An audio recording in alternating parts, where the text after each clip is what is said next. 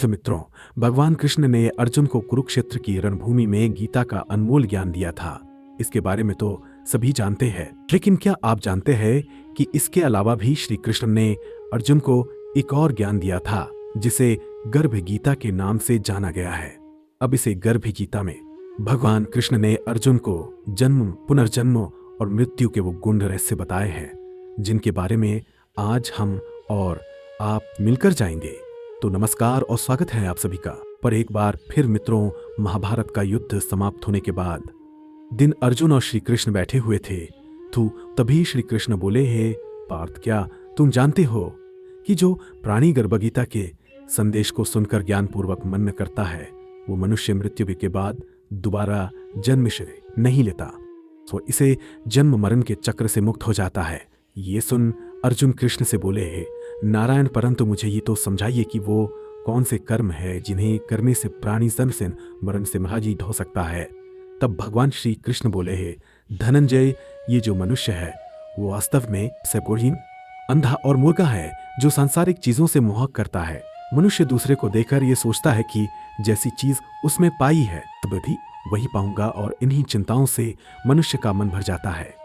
वो आठों पहर माया को ही मांगता रहता है, और इन बातों के चलते ही वो बार बार जन्म लेता है और फिर मरता है। भगवान कृष्ण की बातें सुनकर अर्जुन उनसे फिर पूछते हैं, हे भगवान, ये मन तो मदमस्ते हाथी की भांति है, और ये तृष्णा इसकी शक्ति, और हमारा ये मन 5 इंद्रियों के वश में है। जो काम, क्रोध, लोभ, मोह और अहंकार है, और ये सब बहुत बली है। सो आप ही मुझे बताइए कि वो कौन से यत्न हैं जिनसे मन वश में किया जा सकता है। तब भगवान कृष्ण कहते हैं, हे अर्जुन, ये मन निश्चय ही हाथी की भांति है, और ये तृष्णा ही इसकी शक्ति। हमारा मन 5 इंद्रियों के वश में है, जिनमें अहंकार श्रेष्ठ है। अर्जुन, जैसे हाथी अंकुश के वश में होता है, वैसे ये मन रूपी हाथी को वश में करने के लिए ज्ञान रूपी अंकुश का लगाना जरूरी है।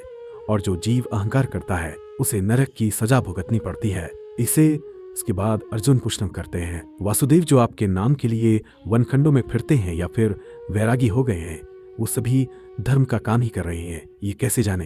अर्जुन के इन प्रश्नों का जवाब देते हुए भगवान कहते हैं, हे अर्जुन, ये वे हैं जो मेरे ही नाम के लिए वन में फिरते हैं और इस अन्यासी कहलाते हैं।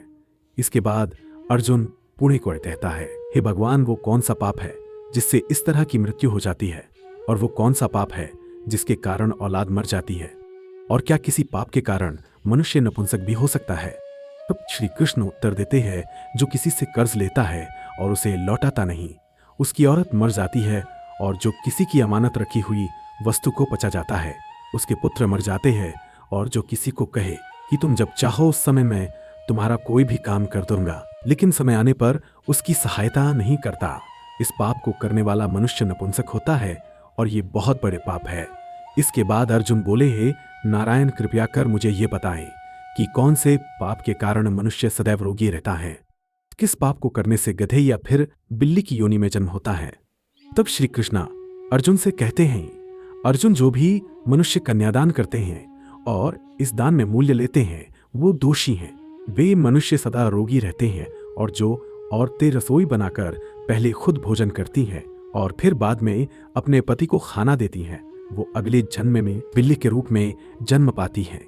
वही जो मनुष्य झूठी वस्तुओं को दान में देते हैं, उनको अगले जन्म में गुलामी करनी पड़ती है। भगवान कृष्ण के मुख से ऐसी बातें सुनकर अर्जुन ने उनसे फिर पूछा, हे वासुदेव, कई मनुष्यों को आपने सोना दिया है, तो उन्होंने कौन सा पुण्य किया है? और कई मनुष्यों को आपने हाथी, घोड़ा, रथ सब दिया, वो कौन से पुण्य करके आए हैं? भगवान कृष्ण बोले, जिन्होंने स्वर्ण दान किया हो उन्हें घोड़े और वाहन मिलते हैं, और जिन्होंने अन्नदान किया हो उनका सुंदर स्वरूप होता है। जिन्होंने विद्या दान किया हो वो विद्यावान होते हैं, और जिन्होंने संतों की सेवा की हो वो पुत्रवान्य होते हैं। अर्जुन ने फिर कहा, परंतु है वासुदेव, किसी को धन से प्रीति है तो किसी को स्त्रियों से, इसका क्या कारण है? समझाए। तब श्री कृष्ण बोले, हे अर्जुन, धन और स्त्री सब नाश रूप है, और मेरी भक्ति का कोई नाश नहीं। इसीलिए मनुष्यों को चाहिए कि वो इन्हें सभी विकारों से छुटकर मुझसे प्रेम करे।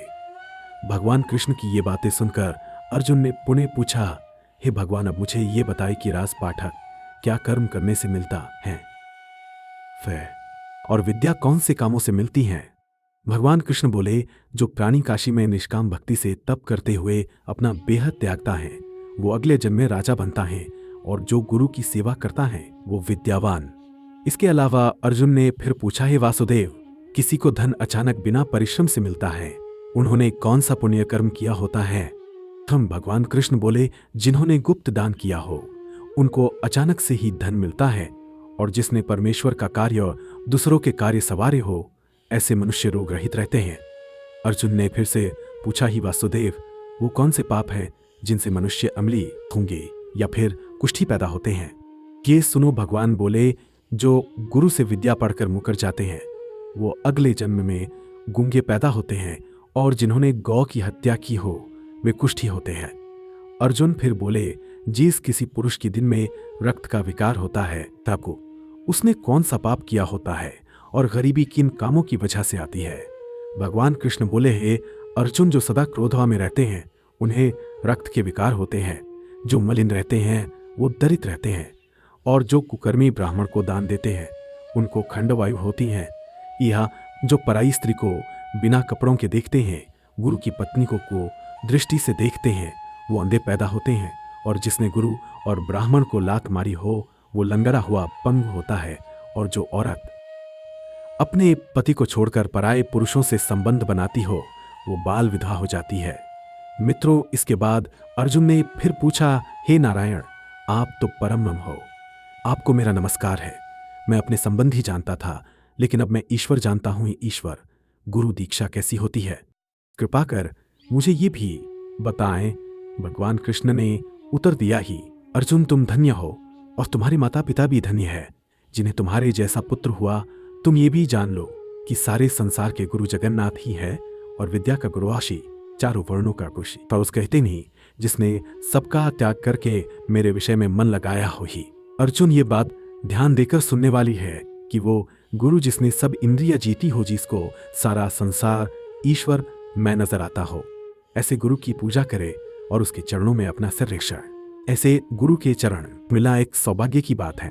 हियर अर्जुन, जो गुरु का भक्त होता है और जो प्राणी गुरु के सम्मुख होकर भजन करते हैं उनका भजन करना सफल है। गुरु से विमुख प्राणी दर्शन करने योग्य नहीं होते, और जो गृहस्थी संसार में गुरु के बिना है वो एक चंडाल के समान है। जिस तरह मदिरा के भंडार में जो गंगा जल है वो अपवित्र है, उसी तरह गुरु से विमुख व्यक्ति का